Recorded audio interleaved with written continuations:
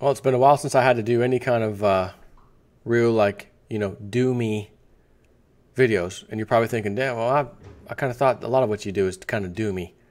with the way the economy is heading and the job situation, the debt situation, and the kick the can debt ceiling thing coming up, and the crap that's happening in, Korea. And yeah, I hear you, but this is a different kind of doom. And it's something that I do track behind the scenes that I don't talk about too much until something like this comes along where I can really lay it out. And that's a trend of animal life, planetary life, on this planet, obviously Earth, that has been dying off at alarming rates. And it's not just one type of animal. It could be birds, fish, sea life, animals as in mammals, land animals, etc. So I saw the economiccollapseblog.com, Michael Schneider's article. It fit the bill. Snip, time to do a video. He says this article, by 2020, 2/3 of wild animals will have been wiped out over a 50-year period as mass die-offs accelerate all over the planet. It has been called the long extinction. Our planet is in the process of dying, and as you will see below, this process of death and destruction appears to be accelerating. According to a report that was put out by the World Wildlife Fund and the Zoological Society of London, the number of wild animals around the globe appears to be decreasing at a rate of about 2% per year. And now, 2% may not sound like a lot to you, but over 10 years, that would mean that 20% of all wildlife animals in the world would be gone. And according to that same report, it is being projected that the total loss of wildlife during the 50-year period from 1970 to 2020 will be a staggering 67%. The number of wild animals living on Earth is set to fall by 2/3 by 2020, according to a new report. According to a new report, part of a mass extinction that is destroying the natural world upon which humanity depends. The analysis, or what have you, the most comprehensive to date, by the way, indicates that animal populations plummeted by 58% between the years of 1970 and 2012, with losses on track to reach 67% by 2020. Researchers from WWF, not to be confused with the World Wrestling Federation, that would be the Wildlife Fund, and the Zoological Society of London compiled the report from scientific data and found that the destruction of wild habitats, hunting, and pollution were to blame. Speaking of pollution, riffraff, you need to pick up your damn bottles, get them out of the little pond behind our property, the community property, stop throwing your trash on the ground, etc. Not that that has anything to really honestly do with this, but I had to throw that out there. So in other words, we are watching a global slowdown, or slow motion, if you will, extinction event, which will ultimately claim hundreds, if not thousands, of species. And as I mentioned above, this slow motion extinction event appears to be accelerating. In recent years, mass die-off events have been popping up in the headlines with startling regularity. Fish, birds, and animals are dying off all over the planet in absolutely frightening numbers. One website, the site that tracks these things, says that there have been 152 mass death events in 48 different countries so far this year. When something happens on the other side of the world, most Americans don't seem to care very much. So let me share with you just a couple of examples of this phenomenon from inside the United States. The first example comes from Atlanta. Someone or something is killing thousands of birds in Atlanta. Since spring, the death toll began rising every week. For Atlanta office workers, the dead birds are a sad sight at their doorstep. Now, Audubon Society volunteers are tracking and finding the dead birds or dying birds, many of them in Sandy Springs, Dunwoody, and Buckhead. If the death of thousands of birds in Atlanta does not get your attention, perhaps the death of millions of fish on the West Coast will. And the following comes from Natural News, which I've got a sneaky suspicion, since we all know about it very well from 2011, Fukushima. They keep creating these custom robots, armored, like small armored robots. And they go inside where the meltdown occurred, the nuclear facility. They try to get in and it dies. Sometimes they die before they can even get to it. Other times they go in for a little peek and then they die. Fried.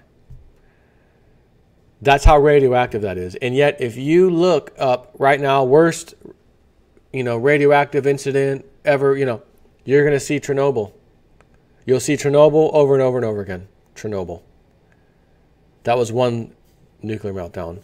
This was at least somewhere between 3 and 5 full-blown meltdowns at that facility in Japan, Fukushima. But because we're lied to constantly, they will never tell you that. The truth is just too bad to know. It's too horrible to find out that they polluted the freaking ocean with radiation. Again, if it melted straight down, is it now in the water table and is now going to circulate wherever that particular water table circulates? Chances are probably so. Which is why I always tell you, no matter where you live, just because if they're going to lie to us about a massive worldwide event like that, as if it's a non-issue now, then do you think they're going to care about the water you're drinking? And when they see how overpopulated this planet is, especially in their eyes, oh, it's way overpopulated. We want 500 million on the planet, not 7+ billion. They don't really care.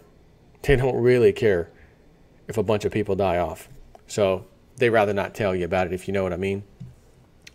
Anyways, the thing from Natural News says, as the salmon are dying by the millions, the government issued an emergency order along the west coast of the U.S. to cancel the spring king or Chinook salmon fishing activities. According to the California Department of Fish and Wildlife, salmon runs have dropped to record lows. Experts predict that the return of spawning Chinook salmon to the Klamath River will hit its lowest point ever this fall. It will be a huge challenge and difficult year for ocean salmon fishermen, especially in Oregon and California, reported the council chair, Herb Pollard. We've been in a period of low productivity, not just on the Taku, but on several rivers up and down the coast, said Janu Area Management Biologist Daniel Tesk, who expects a second straight year of record low salmon returning to their birthplace. He added that he is almost certain that the increased die-off must be happening in the ocean, since all 4 rivers are being affected by low returns of the Southeast king salmon. That is a perfect example. We have 4 rivers we see these fish in, and they all go out again. They come in to spawn, do their thing, then they leave and go back out. So that would be a good scientific experiment, right? Well, let's check all the rivers. Oh, all of them have the same results. Terribly low quantities of these salmon coming back to spawn.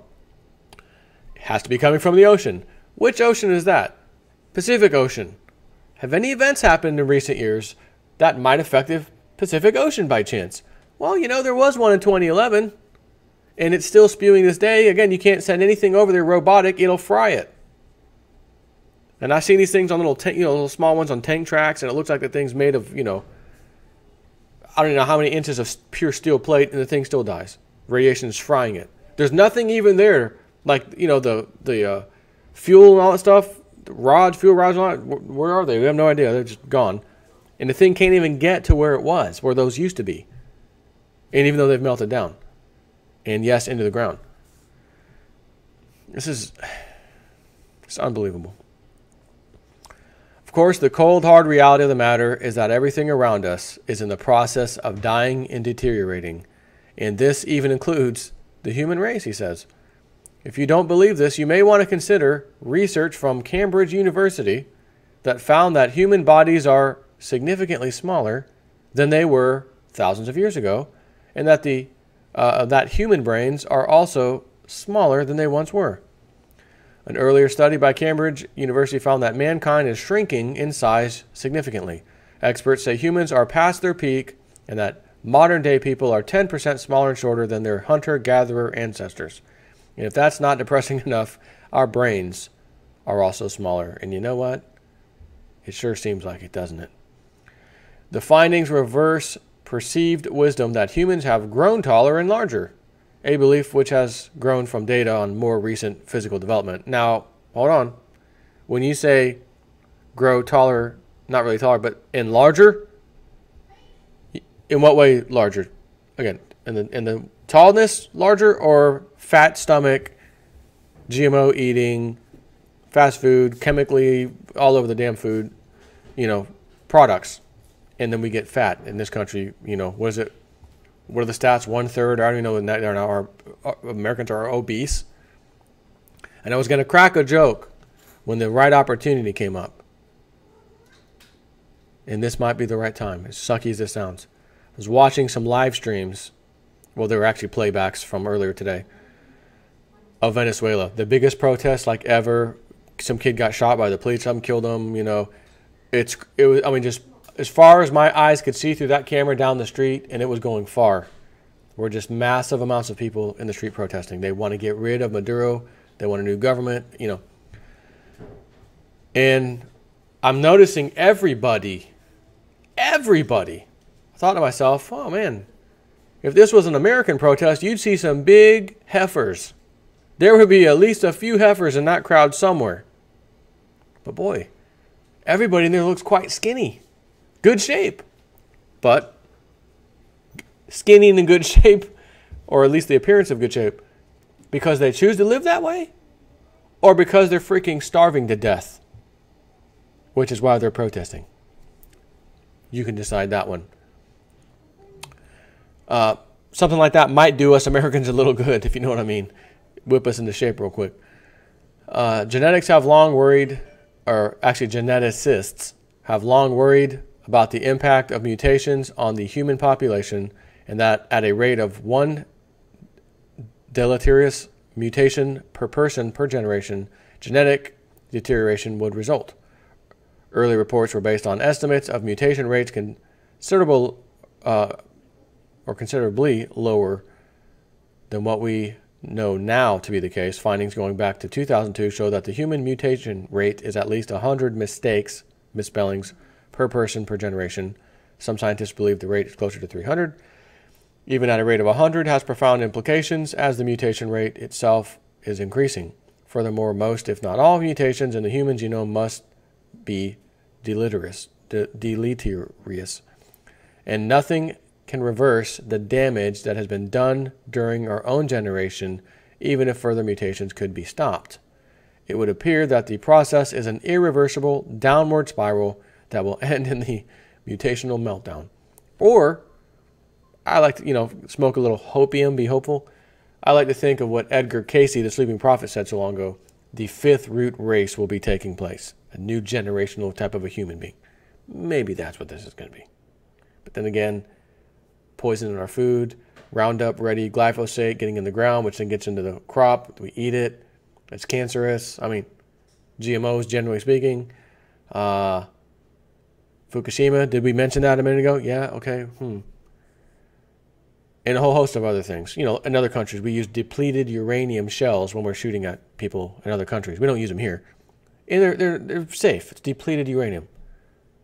Depleted uranium. That's like clean coal. We've got clean coal. I love that word. Clean coal. No, it's still nasty, dirty, and it does pollute. It's coal. It's coal. It's not. There's no clean coal. Stop saying that. If you didn't grasp all of that, let me break it down for you very simply. The human race is on borrowed time, and at some point our DNA will be so full of harmful mutations that we will no longer be able to continue. If all of what I have just shared was not enough, scientists have also discovered that the entire universe is actually in the process of dying. The following comes from, I don't know if I want to trust this one, CNN. The conclusion of a new astronomical study pulls no punches on this. The universe is slowly dying, it reads. Astronomers have believed as much for years, but the new findings established a cosmos decline with unprecedented precision. The experts that conducted this study found that the universe is only producing about half as much energy as it once did.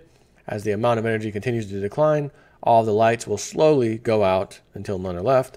Or as one scientist put it, the universe is about to nod off for an eternal doze. The universe has basically sat down on the sofa, pulled up a blanket, and is about to nod off for an eternal doze, said astronomer Simon Driver, who led the team.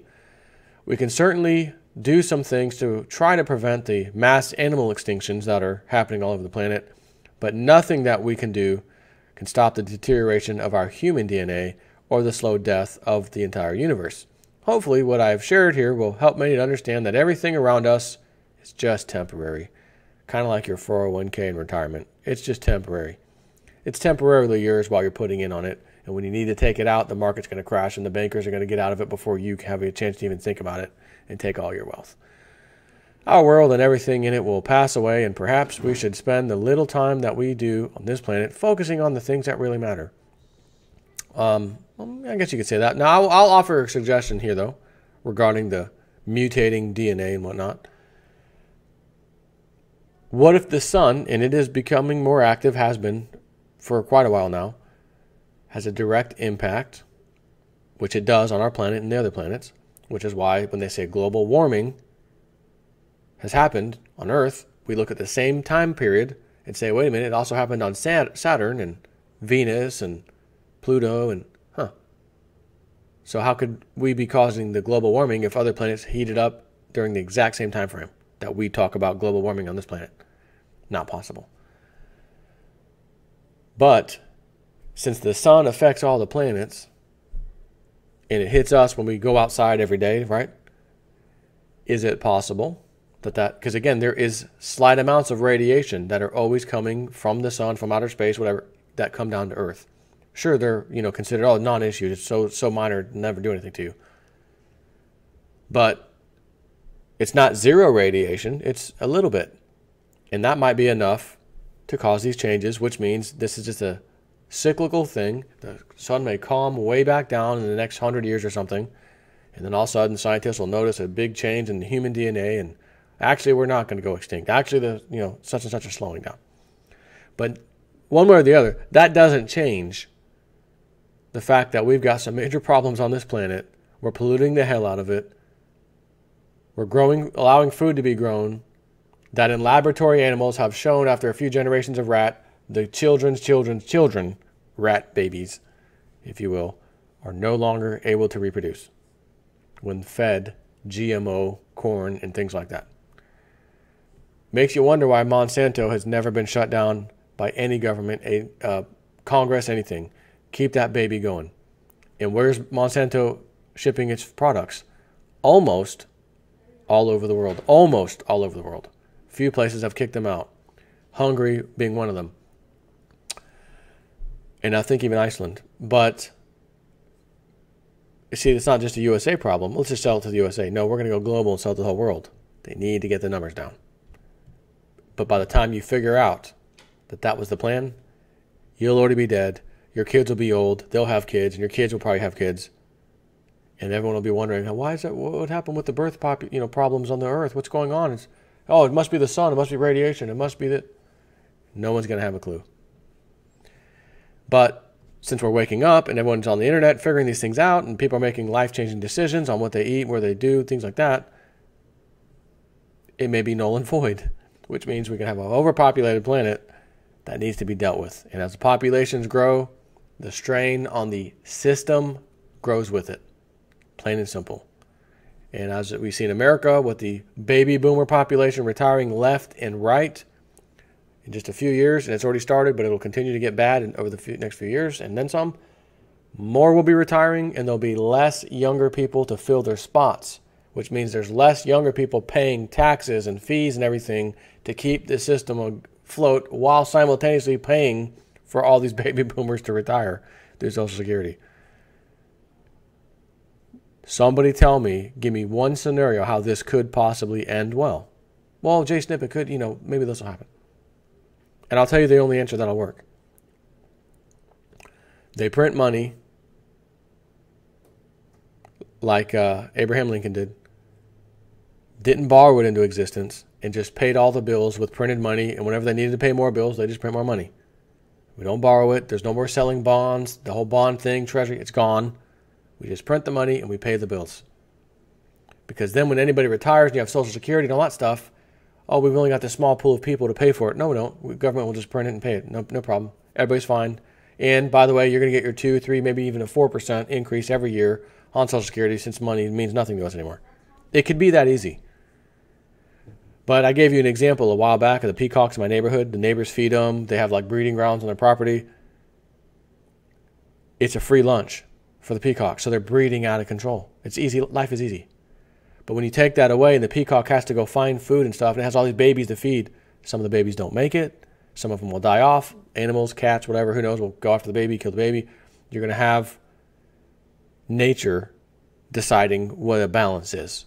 Population, not when humans get involved. I'm buying tons of bird feed and I'm giving them the best life they've ever had. You take that away, and then nature comes back and says, okay, well, there's too many here. Half of these things are gone, and then another half's gone. We'll be left with a quarter, for example. So in that example I just gave you for humans, just print money, it's fine. That would cause a massive population explosion, which isn't going to work. Therefore, the government would never do that. Not since Abraham Lincoln anyways. Take care.